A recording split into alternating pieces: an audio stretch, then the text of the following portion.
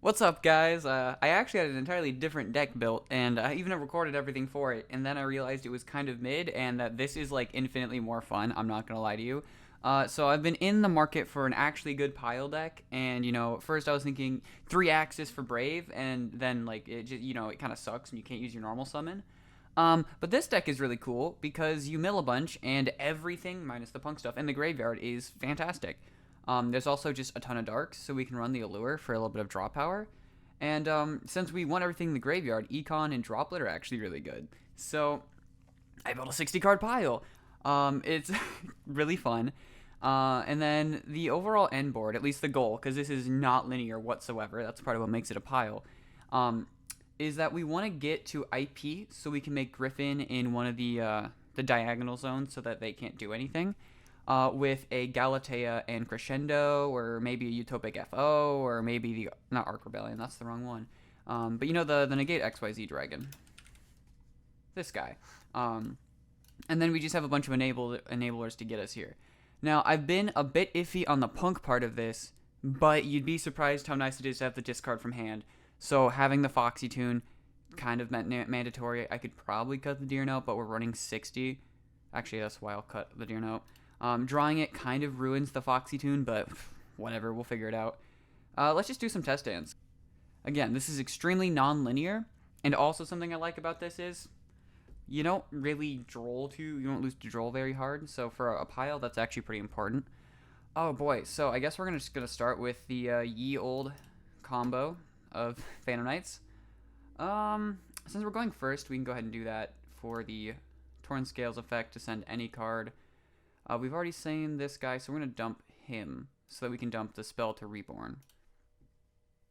Since we already did the effective special of Silent Boots, we don't really need Cloak. And then we're going to turn these two into Cherry, wherever Cherry is. And now that we've summoned Cherry, we're going to do the whole Seer Graph combo. Graph will summon from deck, so that's the one you want to send to Grave to summon the Seer into a zone that Cherry Beanie points to. Very important. And then we'll go ahead and turn these two into your favorite Link 3. By that I mean Bardiche. And we can go ahead and bring back the Cherubini because of the Seer. And that's just a body we can use for turning into the Griffin next turn, or maybe for an SP. We'll just see how it goes, So we're going to go ahead and banish the glove-looking guy. The gloves send us a spell for Reborn. I play Sword. You could play Wings. I don't really think it matters. And then we go ahead and special back out the Torrent Scales by his own effect. And we're also going to use this to special summon back the Silent Boots. Go ahead and overlay them, if I can get there, into a zone that Bardiche points to for something we could do Dante, but I don't think we need to. What's weird is we don't have many draws. So we'll figure how that goes. Either way, we're going to make Break Sword. Bardiche popping the Break Sword. Break Sword bringing these two back as 4s.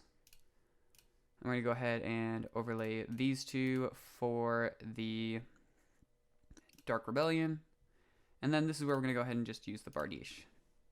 This lets us set the magic rank up and send, I believe it's a monster. So we'll go ahead and send the Ancient Cloak to Graveyard. We're actually going to use this Ancient Cloak real quick so we get an extra card in hand for the King Sark. So we'll go ahead and add, doesn't really matter as long as it's a monster. Actually, we're going to grab the Torn Scales. It's better than Silent Boots. Neither of these are going to be banished, thankfully, since they're under material. But just having this engrave plus another name at some point is really nice. Hopefully we get a second trap engrave, or, again, this is super non-linear, and eventually we'll get more cards there or whatnot. We can go ahead and activate King Sark, and I'm just going to use its effect twice here. And that's going to send us... We're not going to send Mseti, because that's the one we actually play at 3. You want to send the one-ofs, because the next play is Zombie Vampire.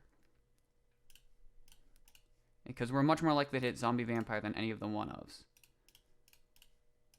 We'll special summon both of these back for King Sark. Overlay into the Zombie Vampire, and go ahead and mill. So we're going to mill 4. Both players will. God, you love to see it. And we're going to go ahead and summon out the Girsu off the Zombie Vampire. Girsu on summon, we'll send our Harp. Wow, this just got so much better. Oh, this is so fun. Oh, this is so fun. And then we need to use 2 of these bodies, not him. So we'll go ahead and use the Girsu and the Zombie Vampire, because he's done his job, to go ahead and make a Galatea. Go ahead and use the wand over here. The Nightmare, sorry. That'll send the wand. There's the wand. And then we'll just, I don't know, target the Galatea. It doesn't really matter. We're going to banish the Harp for a Symbol Skeleton, because that's our best name still in deck. And we're going to wand back out the Harp Horror. And this is all really just set up for the Orcust side of things. And so now there's 2 things we can do, because there's a very high chance we get hit with like a Nibiru here. And we've been Dark Locked for a while. We could never really make Apollousa. What I'm going to do is actually set the Babel off of Galatea here. And we always want to put back the World Wand, because that's the one that doesn't become a quick effect. So that's the one we don't really care for having in our graveyard. So go ahead and activate that, or set it and then activate it, technically, which means you can't ash it, which is nice. And then we make ding over top the Galatea to attach the Nightmare, since we already summoned back the Harp Horror. And then we can turn any 2 of these into, not activate, into IP. And now, as soon as we can on our opponent's turn, we just turn Masquerena plus Harp or the Cherubini into Griffin. And then we can even, well, we don't have a card, but if we did have a card, we could even reset like Econ or something. Not that we'd really want to, but it's something, right? But what your opponent has to get through here is going to be a Floodgate, so they can't use special summon monsters. And then we'll have Dark Rebellion right next to the Cherubini, or not the Cherubini, the Griffin, which means that it can actually, it'll have 3 negates. And we get to steal one of the bodies too, which is really funny. I think I put the wrong wrong dragon in deck. I did. But this is supposed to be a triple monster negate and steal, so it's a lot like Utopic Draco. And then if we keep Cherubini on board, we actually can protect against a lot of destruction effects. The same would be true for a Dingirsu with some material underneath. Either way, currently they can't destroy our field spell since we have Cherubini. We'll just send either itself or the Harp Horror, and we'll protect the Babel. Because what the Babel has for us right now is we can summon Ding. We can also send Wand, or if we didn't have Harp engrave already, to have follow-up and actually boost the stats of whichever monster they're like attacking in battle phase per se. Yeah, there's a lot going on. I mean, in fact, we could have made SP with these 2 before I passed turn, which probably wouldn't have been the worst idea, but, you know, end of the day, it's not very linear, and this was just some random hand, but you can see how crazy it is. And the funniest thing about all this is, Droll really doesn't even hurt all that bad. There are only 2 engines in the deck, and this is part of the reason why I'm considering cutting the Punk engine down, that even get hit by Droll. And that's the Punk engine after Xiamen, and that would be the Phantom Knights cards, specifically Torn Scales. Not Torn Scales, the Cloak. So if you only play one of those 2 engines, then you're not even going to lose to Droll. So I probably would not run Punk, now that I think about it. I'm going to come back to this. I'm going to play this without Punk, and I'll actually show it to you, a test hand. I'll show you the list in a test hand in just a second. I'm going to go sort that out real quick. Alright, so I made a few changes. I took out all the Punk cards and Emergency Teleport. I put in a Brass Bombard and a 1-for-1. Since I'm not playing the Punk cards, sometimes you'll just have Harp Horror in your hand and no access to Sark.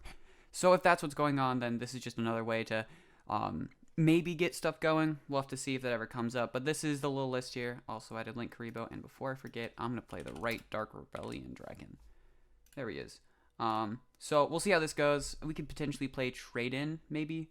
I don't know if I'm the biggest fan of it, but we could maybe do it because we have got Wand and all of these guys. But I think Allure is probably the correct draw card here. So let's go take a look at a test and see if it still works.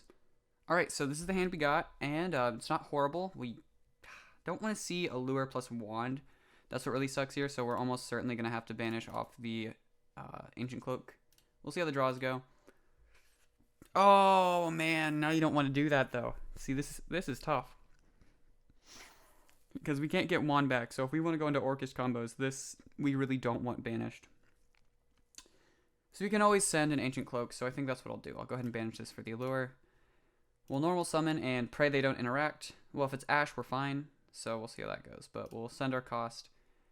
And if it's good, we'll actually send another cloak so that we can grab a... I'm going to send it to Grave, but then immediately banish it to grab the Silent Boots. And then maybe we get Drolled here. If we get Drolled here, we literally don't care. It's fine. Like, we've already gotten to this point, so we really don't care.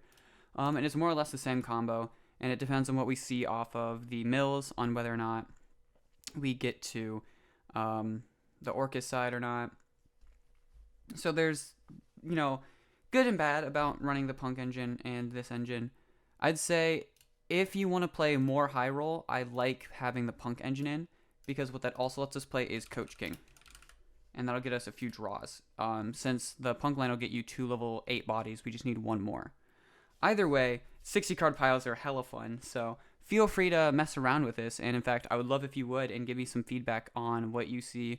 A double Nightmare might be wrong, might not be wrong. I'm playing 2 just because we want to mill it. It's more access to Harp, and you can really never have too much to that. But that's a card that maybe I should be playing at 1, and maybe there's some other Dark Engine that should be in here. And if so, please let me know.